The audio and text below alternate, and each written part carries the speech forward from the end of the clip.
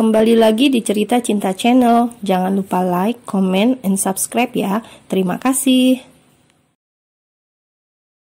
Setelah ijab kabul, beberapa tamu undangan memberikan selamat untuk Sena. Sebagai gadis yang tumbuh besar di desa ini, banyak pula para tetua yang mendoakan kebahagiaan Sena, berharap pernikahan Sena akan langgeng sehidup sesurga, sakinah, mawadah, dan warohmah. Tamu mulai berkurang saat maghrib menjelang. Malam, keluarga Sena memutuskan untuk tidak menerima tamu. Saat hendak beristirahat itu, mendadak Maria merasakan sakit kepala, sakit yang membuatnya begitu tersiksa, darah tingginya kambuh. Malam itu juga akhirnya keluarga Maria membawa Sena untuk kembali ke Jakarta. Maryam hanya bisa meminum obat dari dokter pribadinya. Ia tak bisa sembarang meminum obat karena memiliki alergi. Berulang kali Maryam meminta maaf pada Sarni karena mereka terburu-buru sekali. Tapi sungguh Sarni tak merasa keberatan sedikit pun. Ia malah akan merasa bersalah jika terus membiarkan besannya itu merasa kesakitan. Jadi mau tidak mau akhirnya mereka pulang ke Jakarta malam itu juga. Sampai di Jakarta, Hanan dan Sena langsung pulang ke rumah Maryam. Sebelumnya Hanan sudah meminta Tia untuk membawa Noah ke sana, lengkap dengan semua barang-barangnya. Sampai di rumah itu pun, dokter pribadi Maryam sudah menunggu dan ternyata Hanaf beserta keluarganya pun sudah ada di sana. Awalnya mereka ingin pulang besok, namun saat mendengar kabar Maryam sakit, Nadia mendesak Hanaf untuk segera pulang. Dan disinilah akhirnya mereka semua berkumpul keluarga besar. "Mbak, kenalkan, ini istriku Sena," ucap Hanan pada kakak iparnya Nadia. Nadia tersenyum ramah, tak hanya menjabat tangan, ia bahkan langsung memeluk Sena, memberikan kehangatan keluarga. "Sena, kenalkan, mereka anak-anakku, Axel dan Aska," jelas Nadia. Dalam sekejap saja, Sena dan Nadia menjadi dekat.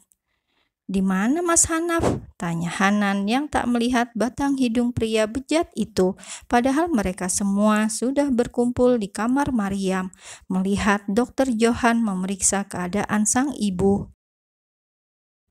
"Di luar, Han, tadi masih terima telepon," jelas Nadia apa adanya. Lalu ia bergerak mendekati sang mertua dan duduk di sisi ranjang.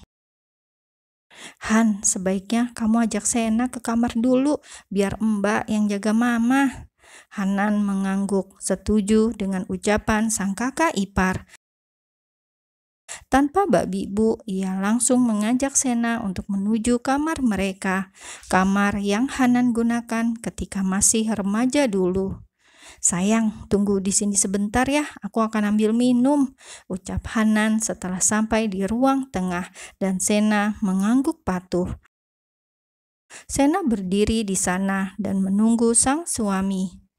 "Airin," panggil seorang pria. Saat Sena menoleh, ternyata yang datang adalah kakak iparnya sendiri, Hanaf, sekaligus sang presdir di tempatnya bekerja. Sena menundukkan kepalanya sejenak, hormat, merasa tak enak hati dan canggung. "Airin," panggil Hanaf lagi saat ia sudah berdiri tepat di hadapan Sena. Sena nampak begitu cantik dengan rambutnya yang digerai asal, mengenakan dres lengan panjang dan setinggi lutut, nampak pas di tubuh proporsionalnya. "Kamu Airin kan?" tanya Hanaf dan Sena bergeming. "Kenapa kamu di sini?" tanya Hanaf terus dan membuat Sena terpojok. "Maaf Pak, nama saya Sena, bukan Airin," jawab Sena dengan suara lirih. Ia masih merasa jika mereka di kantor dan Sena sangat takut. Tidak, tidak, kamu pasti Airin, mantan kekasih Hanan, cinta pertama adikku, iya kan? Jelas Hanaf gamblang. Tunggu, katamu tadi namamu siapa? Sena, tanya Hanaf seraya kembali mengingat-ingat. Ya ampun, maaf ya. Jadi kamu Sena, istrinya Hanan. Kupikir kamu Airin. Kalian begitu mirip, apalagi lesung di pipi kirimu itu. Atau mungkin Hanan menikahimu hanya karena kamu begitu mirip dengan Airin. Sambung Hanaf. Sebenarnya dulu Hanan ingin menikah dengan Airin, tapi Laura menggagalkan itu hingga akhirnya Hanan menikah dengan Laura. Hanan masih sangat mencintai Airin, aku sangat tahu itu. Hanaf terus berbicara tanpa jeda, tanpa memikirkan wajah Sena yang sudah pias dengan dadanya yang sudah merasa sesak. Siapa Airin? Apa masih ada yang disembunyikan Mas Hanan dariku? Sena hanya bisa membatin, lidahnya keluh untuk berkata-kata.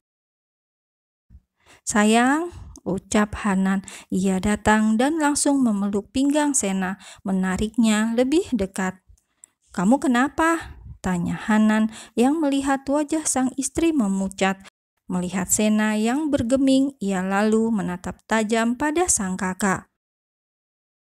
Apalagi yang diucapkan berdebah ini pada Sena? Batin Hanan geram. Tanpa basa-basi, ia langsung menarik Sena untuk mengikuti langkahnya dan meninggalkan Hanaf begitu saja di sana. Melihat itu, Hanaf menyeringai. Malam pertama yang gagal, ucapnya dengan terkekeh, lalu melanjutkan langkahnya menuju kamar sang ibu. Sampai di dalam kamar, Sena melepas genggaman sang suami. Ia cemberut dan berjalan lebih dulu untuk duduk di sisi ranjang. Diperlakukan seperti itu, Hanan mengernyit bingung. Kamu kenapa? Tanya Hanan seraya ikut duduk di samping Sena. Tapi Sena malah memalingkan wajahnya dan masih betah berdiam diri. Mantan kekasih, cinta pertama, menikahiku hanya karena aku mirip dengannya. Sayang, panggil Hanan lagi yang belum menyerah. Apa yang dikatakan Hanaf? Tanyanya lagi dan lagi. Apa tentang Airin? Tebak Hanan. Hanya satu itu saja yang bisa Hanaf gunakan untuk memperkeruh rumah tangganya. Hanan bisa menebak itu dengan begitu mudah. Apalagi saat melihat wajah sang istri yang semakin ditekuk kala mendengar nama itu. Hanan semakin yakin jika ini semua memang hanya gara-gara satu nama, Airin. Kamu percaya denganku atau dengan pria yang kamu temui tadi? Tanya Hanan dengan suaranya yang tegas. Seketika Sena merasa takut, namun egonya masih menguasai. Ini bukan tentang percaya pada siapa, tapi tentang kejujuran. Lihat mataku, pinta Hanan. Ia bahkan menarik paksa Sena untuk menghadap ke arahnya. Hanaf adalah kekasih Laura sebelum dan sesudah Laura menikah denganku. Aku dan dia tidak memiliki hubungan yang baik, tapi aku masih menahan diri untuk menyembunyikan semuanya demi Mama dan Mbak Nadia. Tapi kalau sampai dia membuatmu membenciku, aku tidak akan segan lagi untuk memberitahu semua orang tentang kebenaran ini. Ucap Hanan dingin. Ia bahkan langsung bangkit dari duduknya dan hendak keluar kamar. Namun dengan cepat Sena mencegah. Ia memeluk tubuh suaminya itu erat, memeluk punggung Hanan. Melihat Hanan yang marah sungguh membuatnya takut. Maafkan aku sayang, maafkan aku, lirih Sena. Ia sadar ia salah, ia lebih mempercayai orang lain daripada suaminya sendiri. Maafkan aku, pinta Sena lagi. Di antara isak tangis, ia sudah menangis dengan terseduh. Mendengar isak tangis sang istri itu, Hanan menarik dan menghembuskan nafasnya berulang, mencoba tenang. Hanan lalu berbalik dan balas memeluk Sena. Aku bukan marah padamu, tapi pada pria bajingan itu. Aku juga salah, maafkan aku, Mas. Lirih Sena lagi. Ia mendongak dan menatap kedua netra sang suami, tatapan yang sudah mulai menghangat, tak sedingin tadi. Aku akan ceritakan semuanya padamu, Sen. Semuanya. Aku hanya butuh waktu. Sena mengangguk dengan cepat, lalu kembali memeluk suaminya erat dari arah depan. Kamu cemburu? Lagi Sena mengangguk di dalam dekapan suaminya itu. Melihat itu, Hanan tersenyum, lalu melerai pelukan mereka dengan paksa. Hanan menggendong tubuh kecil istrinya dan menidurkannya di atas ranjang, dan ia pun ikut berbaring pula. Ini malam pertama kita menjadi suami istri, apa kamu tidak bahagia? Tanya Hanan. Ia menindih setengah tubuh Sena dan bertumpu pada salah satu tangannya. Mendengar itu, Sena tersenyum. Ia mengelus lembut wajah sang suami. Maafkan aku, sayangku, pinta Sena sungguh-sungguh. Bukannya menjawab, Hanan malah menatap intens pada sang istri. Jangan menatapku seperti itu, keluh Sena. Ia bahkan mendorong menjauh muka Hanan. Kenapa? Tanya Hanan terkekeh. Tatapan mesum, pekik Sena dan Hanan terbahak. Malam itu Hanan menceritakan semua tentang hubungannya dengan Airin, lalu Lora, dan terakhir Hanaf. Tak ada lagi yang ia tutup-tutupi dari sang istri. Bahkan Sena pun mengangguk patuh ketika Hanan memintanya untuk menjauh dari Hanaf. Tengah malam mereka baru terlelap. Malam ini tak ada penyatuan karena mereka begitu lelah.